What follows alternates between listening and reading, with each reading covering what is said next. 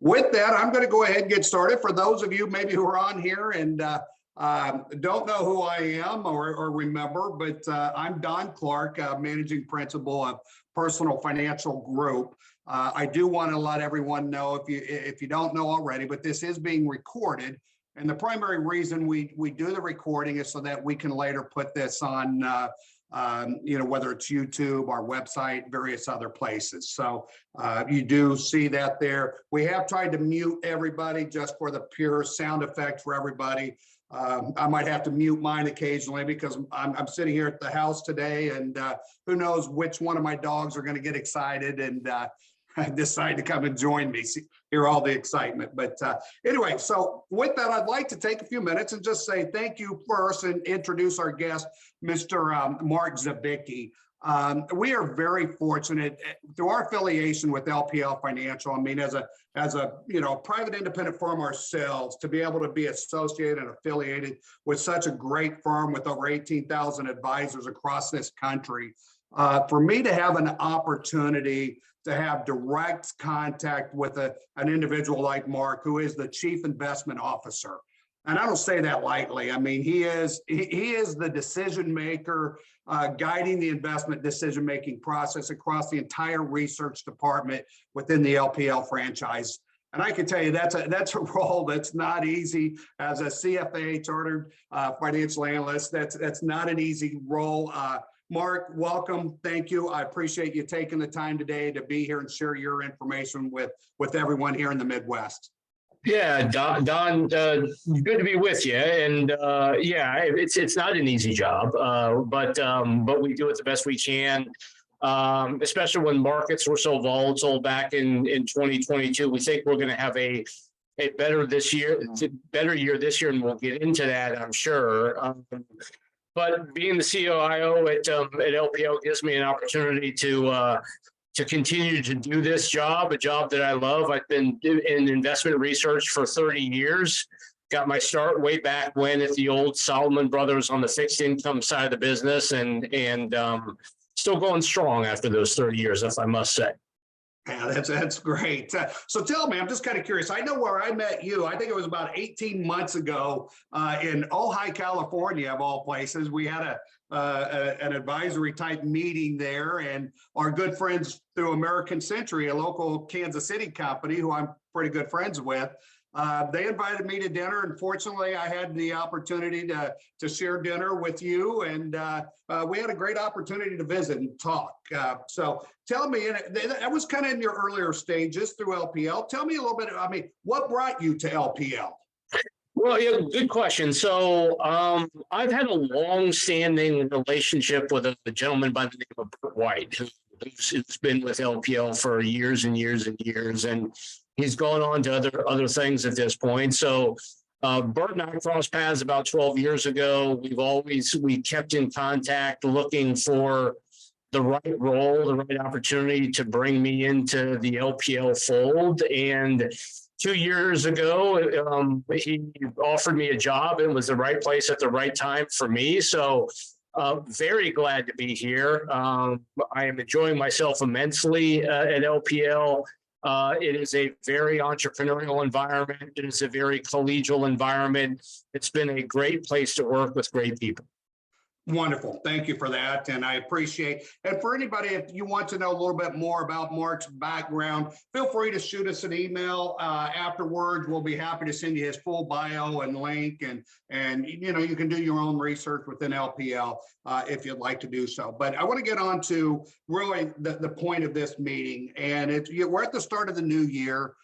Obviously, last year was a very interesting year, needless to say. And I think we all feel pretty happy with how the year, that last fourth quarter ended. But what I'd like to, just kind of get your ideas. Tell me a little bit about the economy today. What you and LPL, what do you think the economy is going to look like throughout 2023? Yeah, sure. So the economy is slowing, and it could continue to slow a bit further.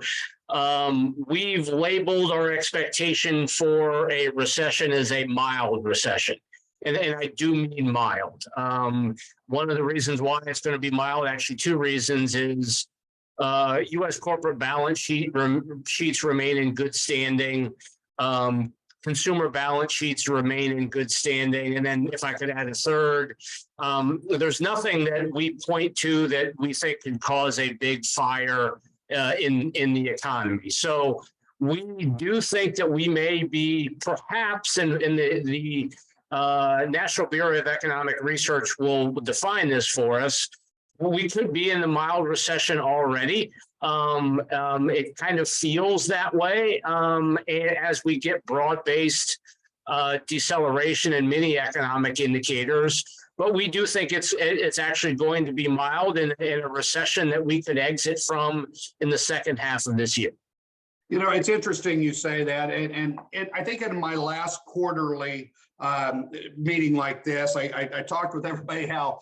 So for some of you who heard the story, you know, please, I hope it doesn't bore you again. But I remember about a year ago, it was about end of March. I was telling my wife, I said, "Guess what, honey? We're in recession mode."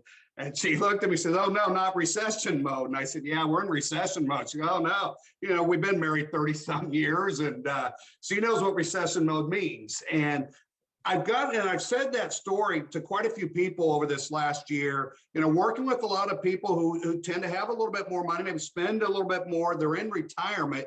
I honestly feel like a lot of them have been in recession, you know, for for 6 to 9 months. I mean, what's your thoughts about that?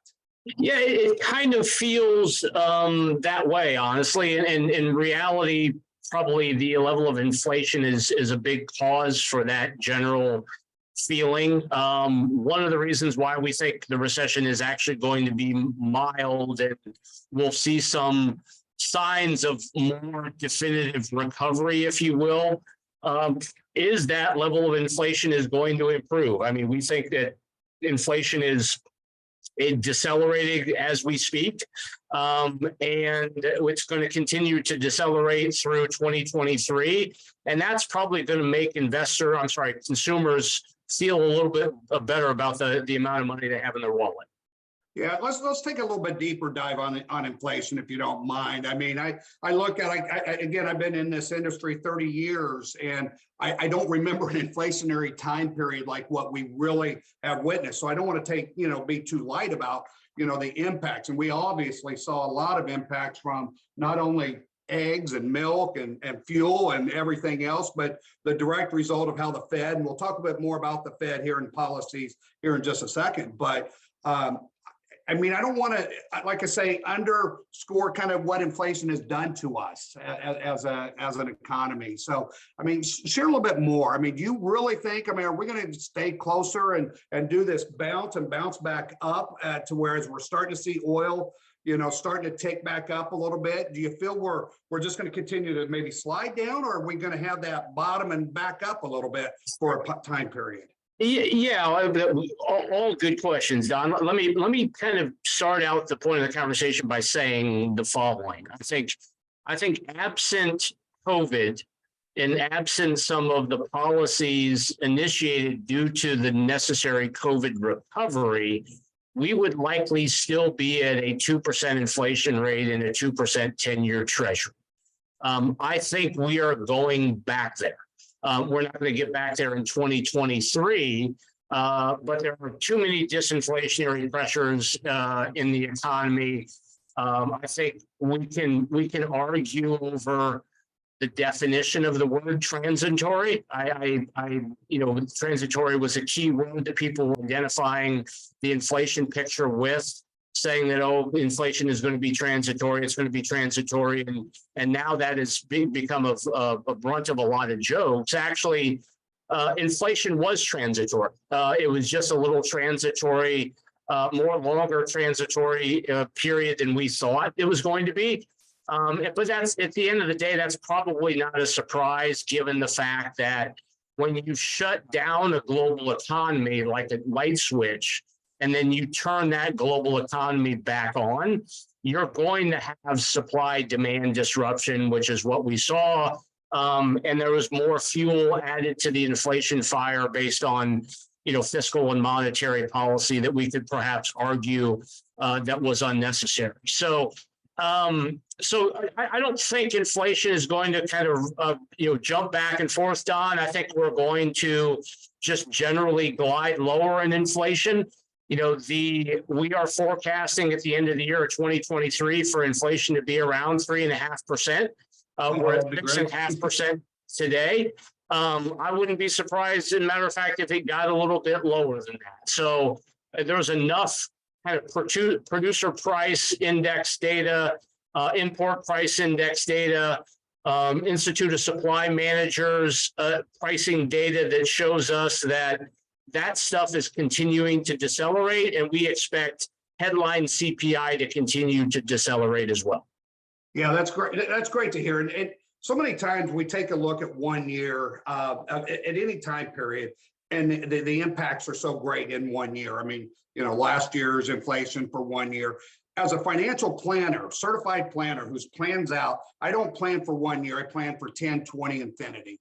And what I have always used for inflation has been about an average of 3 to 3.1% as kind of my ongoing. Do you think we'll hit that for a 10-year rolling period, even with this big, last year? You think that's still pretty realistic? So, I mean, more work to do to kind of give you a hard and fast answer on that, Don. But I would say, if it was me, I would say 3 to 3.1% may be slightly high, and just slightly. I mean, I would say that, again, I think we're going to get back to maybe that 2% inflation reading on a semi-consistent basis once we get that final deceleration in inflation. So if you're calling it 3%, 3.1, maybe I would argue, it could be 2 3/4, maybe 2.5. But I think you're generally in the ballpark. I'll take that. And I can promise that most anybody I work with will take that. Viewers, I'll plan high, and if it ends up better, that's great for everybody. So let's transition to talking about really what I'm sure a lot of us are really concerned about, in addition, but it's the stocks, it's the equities, it's the technology, it's the medical stocks, the banking industry. What's your thoughts? I mean, last year we knew, we definitely had double digits as an average return, negative return last year for a big portion of the markets. What's your thoughts for this year? Are we going to recover? Are we going to see it? I mean, and if so, when? Yeah, and so great question. So there are several moving parts here that I want to cover for the audience. We're calling this year, in terms of what we think about the equity market and bonds as well, cautiously constructive.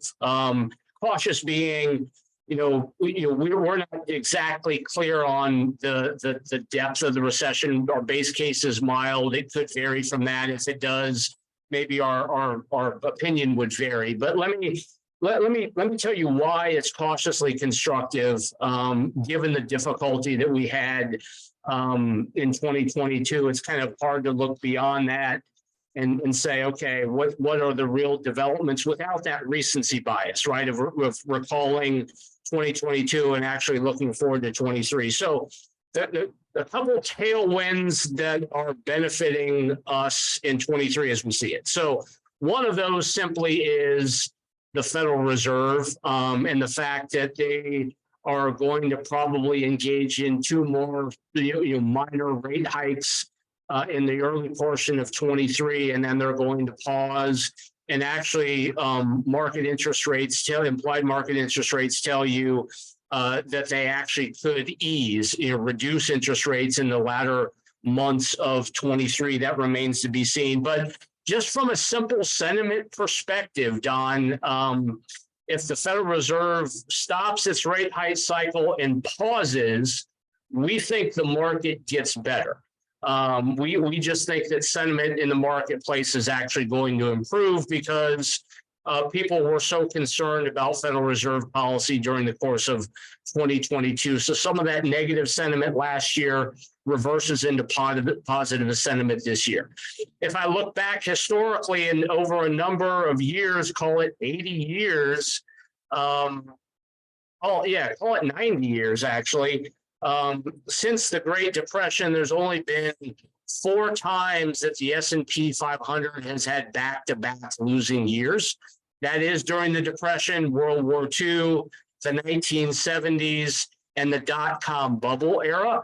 So it's happened 4 times in 90 years. It's a rare occasion when the S&P loses 2 years in a row. Doesn't mean it can't happen, obviously, but history provides some semblance of a guide there for us.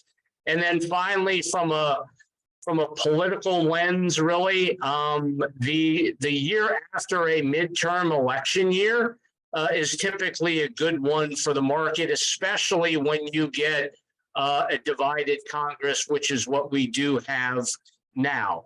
Beyond, so history can be a guide. It's not necessarily the key tool in our toolbox. One of the primary tools in our toolbox that says we're going to have a fairly constructive year in equities is that Federal Reserve sentiment shift. We call it a directional change in Federal Reserve policy that's going to be the tailwind that we need for 23. Yeah, that's it's great. It's funny. I was sitting here thinking, towards the end of last year, November, December, I was making several calls when meeting with clients that we were talking about. It was my opinion that rates will be lower a year from now. And I was saying that, November, December, because I agree with you and LPL completely that I tend to believe that rates are they're going to slow down the pace of them. And then once they do, the market should, second half of the year should be great. And well, that's my way of looking at it. Great. But well, yeah, and I'll just a little color on that, and so people will wonder, well, what is a slowdown in the economy going to do to corporate earnings? And the mathematics on it is that we think corporate earnings in 23 are going to be relatively flat versus 22, but the sentiment improvement that we may see, given an easier Fed, if you will, is likely going to allow PE multiples and other multiples to expand just a bit, which kind of gives you that upward trajectory perhaps in market prices. Yeah, I would agree. I'm going to interject a couple of questions real quick before I moved on to the fixed income and bonds, because I think this is an area that we've talked a little bit about. But one of the questions that has come in, it says, what would happen to the markets, in your opinion, if inflation doesn't slow down as quickly as we think? What do you think will happen with the equity markets? Yeah, then I think we have a difficult year, a more difficult year, perhaps not quite as difficult as we had last year. I think that the Federal Reserve is around longer tightening policy, which is not a good thing for equity markets and the sentiment around equity markets to fight that inflation issue. So simply said, Don, it would make for a more of a tumultuous year in equity markets, period. Yeah, and it makes sense. It would not be what was forecasted. And as we've seen with earnings and PE ratios and forward and what companies reporting yesterday, if it's not hitting what projections are meant to hit, then obviously markets don't tend to fare well in that. The next quick question, and then I'll jump back in, over to more on the fixed income side. But I think this is very apropos to some of the things we're talking about when it comes to interest rates. Yeah, interest rates are high, but what do you think about your thoughts on real estate, the real estate markets over the next 12 months? Not only because of interest rates being higher, it costs a heck of a lot more for somebody to go out and get a mortgage, which means the house value that they can buy is either lower, tremendously lower, or they got to pay 60, 70% more than what they were even a year ago. So what's your thoughts on real estate markets and those? Yeah, there's two answers for that, really. Well, one from a residential real estate perspective, I think it's a case by case basis, really driven by your metro area. So there are certain areas, I happen to live in one, Charlotte, North Carolina, that's probably going to be a relatively strong market for an extended period of time because it's, call it like a destination type of a city, right? So, work that we've done, Jeff Roach, our chief economist, has done, tells us that we're certainly not going to engage in the fire drill that we saw in 2008, 2009 in residential real estate. One of the reasons for that is the regulation actually that was put in place shortly after that period has been helpful, has strengthened bank balance sheets, has reduced the amount of risk that financial institutions can take on. And we can argue whether that's been good or bad in other areas. But so I think that provides some semblance of a backstop that allows residential real estate to glide lower but not fall off the ledge. And on the commercial side, Class A real estate is probably an okay place to be. Class B, Class C real estate is going to be problematic. So, and that's just because you can go and get good Class A space at large at this point in time, and so consequently Class B, Class C real estate landlords are probably going to have a little bit of a tough time. Yeah, well, it's good and bad for me. Our lease, I've been in the same building, Class A space, for 20 years, and unfortunately, my lease is coming due this year, and I didn't realize it. And they can still demand the price, I'm finding out. Do we stick with that, or do we look for Class B, which I really don't want to do, but that's here or there. Let's talk a little bit about bonds. Last year we saw what happened in the fixed income market. I mean, heck, I can't remember the last time we could actually get a 5% bond anyway, but we saw the values in a lot of the fixed income. So your traditional, 60-40 portfolio, 60% fixed income, let's call it, we saw negative returns, last year. What's your thoughts about that marketplace? Is there a particular area you would say you tend to favor, not favor? So share with me your thoughts. Sure. And I don't know that I could say this strongly enough about fixed income, is that we think there is enormous opportunity in fixed income. And granted, listen, we got there by a tumultuous market that we all had to kind of wade through last year. But you are seeing, as you kind of mentioned, Don, attractive yields across good investment grade core sections of the bond market. Even if we do get a small glide lower in current interest rates, that the upside to potential return gets even more attractive. So based on where market interest rates are today, if they are unchanged throughout the balance of 2023, you'll likely see total return from some major bond indices in the 4 to 5% range throughout the balance of this year. So from a risk-adjusted return perspective, it's pretty attractive. If you see a 50% drop in market interest rates during the course of 2023, which is not outside the realm of possibility, you could get good core bond indices that will return you more like 8 or 9%. So it's an attractive place to be. This crowd and other crowds that I've talked to for 20 years have kind of groused and grumbled about, where do I get my income now? I mean, we've all probably moved to dividend stocks. We've moved to MLPs. We've come up with other areas to take in more risk to get income. Now you don't have to do that. You can get good, attractive yields in investment-grade corporate bonds, mortgage-backed securities, and treasuries. You don't have to go that far down the credit scale in order to get attractive return. And we think, especially for income-oriented investors, the bond market is very attractive. So we don't necessarily have to just stick with some of the short duration that we've seen being used for the last number of years. So we can actually go out to some of those mid, long term. I'm still maybe not, but still mid to long is acceptable today in your opinion. I think so. I don't think duration is going to really hurt you at this stage. Like I said, if interest rates do nothing, we're going to get a 4.5-5% return ish from major indices. So I think if you're adding duration, maybe shifting from ultra short bond funds to more intermediate term bond funds, you do take that duration risk. It's not zero, but I think the opportunities outweigh the risks at this point. And we've been doing that, shifting some of our portfolios exactly that way, trying to hit, trying to get ahead of the curve. I'm one of those, I don't like to be behind and say, darn, I wish I'd have done that. But I know a lot of other people don't want me to do that. They want to be ahead of the curve. So I agree. And I think it's good to be able to shift it away again, because there's not more frustrating than having a significant portion sitting there earning 1 to 2%. It's just, you got to make so much more in other areas just to get that good, balanced returns that we're looking for. Yeah. So moving on to kind of the last area, and then we can sum up with some questions.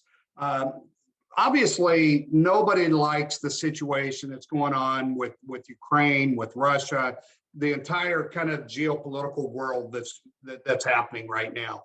Let's talk a little bit about that. Give me some of your thoughts. One of the questions that came in that you can, actually tie into that has to do with, somebody had just seen that the U.S. is mobilizing, within Ukraine this week, and just talk a little bit about it and what you're thinking, in the situation with that. Sure.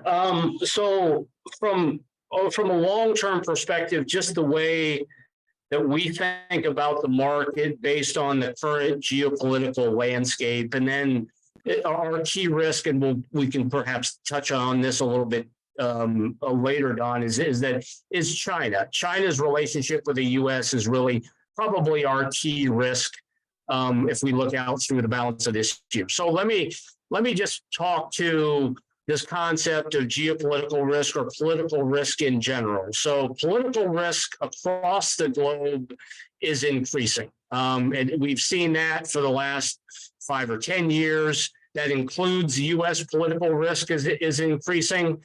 So as an investor, I'm looking at that landscape and I'm saying, based on that, I probably need to take less risk in my portfolio than I otherwise would have 5 years ago, 10 years ago.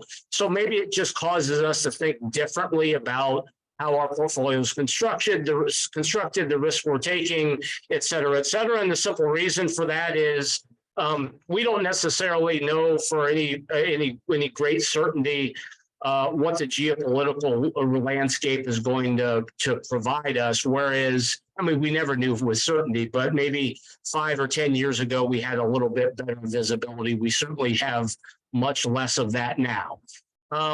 So if we look at, China and its evolution from what everybody thought was going to a westernized economy to clearly it's no longer headed in that direction, and there's likely going to be a lot of reshoring, whether it's exactly reshoring to U.S. shores or maybe Latin America is an opportunity for folks who are moving manufacturing from the Asia Pacific, China specifically, to closer to the U.S. That's going to be an ongoing kind of key point to watch.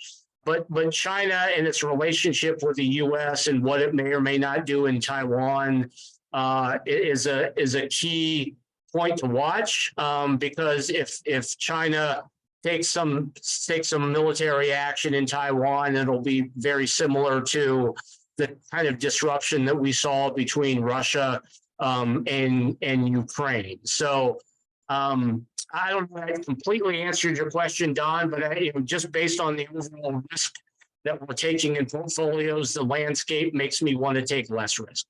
Less risk. Yeah. And, I tend to be an eternal optimist. I still think I'm a realist, but an optimist. I tend to think that China is going to change. And I think they're going to really begin, with what their closures have been like over the last couple of years, and now all of a sudden to be open again. I think their people are going to demand the better relations with, across the globe. And I tend to think that China is going to loosen a little bit. I think what's happening with TikTok right now, that might help be the catalyst to lead this, into better relations across the globe. Yeah, and I can't disagree with you, actually, Don. I would like to think that is actually going to be the tailwind that actually would perhaps westernize China effectively, or at least move it in a more westernized direction, not not that East or West is bad or good, but I mean, I think that was the expectation in 2005, 6, and 7 that China was going to continue to westernize its economy, continue to grow, and that was going to drive a lot of growth across the BRIC countries, as we recall that term from years and years ago. That in the BRIC term seemed to have died a notable death. But yeah, I mean, in terms of the way we think about oil prices, and you mentioned oil a little bit earlier, if you look at oil prices and the relationship of oil to the market performance of China and also broader emerging markets, there's a high correlation there. Given the kind of a weak downdraft of economic conditions in the U.S. and globally broadly, we're not calling for oil prices to be that strong this year, especially if we're looking at China and emerging markets that are likely going to be a little bit weaker. I think one of the reasons why emerging markets have been such a tough place to be for the last 10 or 15 years, honestly, is because people don't exactly know where the economic bottom is in China, and don't necessarily trust the data that comes from China. And that lack of visibility has got people questioning their emerging market equity exposure. Granted, there's always a trade to be had in emerging markets, but it's tough to make a sustainable overweight asset allocation call in EM. Okay, so and it's interesting because I was going to ask that question. I mean, because I've heard a number of different analysts talking about the ideas of maybe a little bit more overweight in some of your larger international markets, and beginning to maybe increase your weighting. If you've been 3 to 5, maybe 5 to 7% weighting in some of your larger, not necessarily the emerging, but larger. What's your thoughts about that right now? Yeah, we're actually doing some of that work now, Don. Is like we have been, largely U.S. centric in terms of our overweight relative to the rest of the world. We are taking and we've moved asset allocations this way gradually. We are taking a more constructive view of Europe, largely because we see inflation peaking in the UK and Europe, and we expect the market to react positively as a result of that. We're already starting to see some of that. So we are actually equal weight relative to the MSCI All Country World Index, which is our benchmark, meaning that we are getting an equal weight allocation to Europe relative to that benchmark. And we think we could perhaps begin overweighting that region fairly soon if trends continue to develop that way. So 2023 will probably see us, continue to remain overweight the U.S. perhaps, and that may change. But we are developing a more favorable view on non-U.S. developed areas of the world. Well, and it's interesting because we've been my portfolios and it sounds as if LPL we've been underweight, for a number of years. So just to get back to equal weight, I mean, that's a significant move, and I don't want to take less from that. I mean, I think it's really it is. So it lasts kind of 3 or 4 minutes here or so, and then I'll answer if there's any additional questions. Again, if anybody wants to in the last 3, 4, 5 minutes submit any questions, again, go to Slido and feel free to ask any questions. I've tried to interject as many of them. We've had 6 or 7 that I've interjected throughout our talk, but we have a lot of people that are on this call here, this webinar, that travel. They do a lot of traveling across the globe, and I'm looking at a trip, and I just happen to be looking today against the dollar versus the euro, and then the British pound and things. What do you think is going to happen with the U.S. dollar? Do you think it's going to stay strong? I mean, are people going to be able to travel, internationally and still feel the strength of the dollar? I think it's going to stay relatively strong, but I think it's going to kind of continue to weaken from here. I mean, so I think that along with kind of inflation, sticky inflation expectations that now we're seeing shifting. We're seeing the dollar shifting as well based on the knowledge, the developing knowledge that the Federal Reserve is near the end of its tightening cycle and could perhaps, ease in the back half of this year. So while the dollar is going to remain, strong, it's still the key currency of the world, and that's not going to change in your lifetime or mine. But I think the dollar is actually going to continue to weaken here. So if you've got European travel plans, see if we can't get them in the first quarter. They may be better off. Might be better. So to make sure I'm understanding it, as one who's going to be traveling this summer, if I'm going to buy some euros, maybe buying it now is probably a better option than waiting 4, 5, 6 months. I think you're about right there. Yeah, that's perfect. Fortunately, Bank of America is easy for me to do that. They have no problem. They don't charge me a lot, so I think I can do that. So that's great. Here's a good question that came in, and we're going to kind of go towards that and kind of summarize a few things. Do you feel that the U.S. is going to lose its credit rating if the debt ceiling isn't raised? And what would happen to the economy, the bond markets? I mean, really, the whole U.S. market. I mean, we know it's a political battle. It's being used both sides, regardless, to keep the politics out. But what's your thoughts about that? I mean, I would have to say that if we don't get the debt ceiling raised, I would anticipate one or all of the rating agencies to take action because and perhaps lower the credit rating. It's unfortunate that I have to say that out loud. But I think that's the reality of it, because these rating agencies, we just talked about political risk, take political risk into account. So if the left and the right can't come to some kind of common sense conclusion on the debt ceiling, then I think the rating agencies do take action. It would be unfortunate for all of us, but I think that's a possibility that you can't discount. Yeah, and we saw it once. I don't remember how many years ago, but it was a few years ago. We saw one of the first downticks in our credit rating as a country, and the markets did react very negatively at the beginning. But then it was shortly thereafter we did see it kind of rebound and things. Yeah. Once the uncertainty was gone. Go ahead. Yeah, and so the real interesting thing part about that, and I think it was 2011, if memory serves, it was that year. Where the S&P downgraded the U.S. credit rating, and actually bonds rallied, Treasury bonds rallied. And the reason for that is it's still going to be the safe haven asset, right? So there's a couple things that are safe haven around here in capital markets. Treasuries are one until things really get out of hand politically, or get out of hand from a debt perspective. So we'll keep an eye on that, but it's treasuries and it's cash and maybe it's gold. So those are the safe haven assets.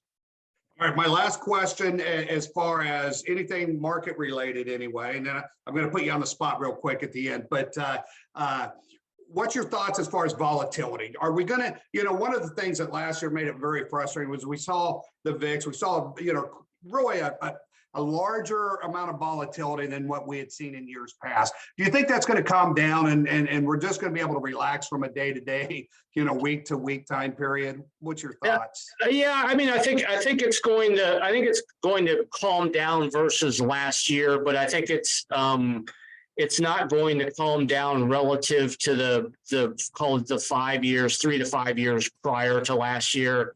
The reason I say that, Don, is kind of is volatility, a few years ago was unusually low, unsustainably low. We have got an economy, I think that all economists are trying to figure out in terms of what the sustainable path forward is. Because we've got like I mentioned, shutting off the economy, turning it back on, and all the variance you get in economic readings as a result of that. We've got higher political uncertainty, as we mentioned. So volatility will be lower than it was last year, but it's not going to be low relative to where we've been over the last 5 years or so. Okay. I mean, lowers, it's heading the right direction. It's like inflation. It's going to head the right direction. And that's what we're after Yep. more than anything. Mark, I'm just going to summarize here. I want to say thank you first off. I mean, you've taken your time, 45 minutes out of your day. I know the demands on your time. I've seen it. So I want to say thank you and I appreciate it. Now, you're in our the Fort Mills home office location. Is that correct? That is correct. And weather there is, what would you say? Nice? Today it's rainy, but otherwise it's fairly balmy during this time of year. Is it balmy? Well, so you could have came and hit our 3 to 4 inches of snow that we had overnight and knocked the power out. I've seen too much of that during my lifetime, Don, so I'll leave that with you. That's funny. I'm with you. Maybe one of these days when I grow up, I maybe can find a warm weather spot during the winter. I don't know yet. And then kind of the last question, and there's only one answer that is acceptable. Are the Chiefs going to beat the Bengals this Sunday? Yeah, yes, sir. Yes, Good answer. That's what, you know. And that actually, interestingly enough, John, that comes from a guy who grew up in Ohio. So I'm still on your side. I'm still really. That's see. I know we didn't talk about that ahead of time. I told you I was going to put you on the spot at least once today. So no, I think it's for any of the sports fans out there. I think we're going to be treated to a couple really good football games this weekend, and then followed by a really good Super Bowl for those who appreciate it. So I do. Mark, again, thank you. I appreciate it. I know I'll be seeing you at 1 or 2 of LPL meetings this year on the road somewhere. And at that time, I'll owe you a handshake. So thank you. I appreciate it. Pleasure being with you, Don. I enjoy it. Call me anytime. That sounds great. And for everybody on here, you'll be getting an email back from us. Just asking for a survey, and if you have anything you'd like to add, please add it. If you don't like something, please add it, as long as it's not too mean. I take some of that personally. No, I'm just teasing. Please add anything that's important that you feel that can make these. And then additionally, if there's other topics you'd like to see in the future, things, whether it's through LPL, whether it's through somewhere else, maybe it's through Social Security Association, getting some other types of events, let us know. Put that on there, and any advice or survey information would be much appreciated. So with that, Thomas, I'm going to turn it to you to go ahead and log us all off, and so everybody be safe and stay warm. Thank you. Take care.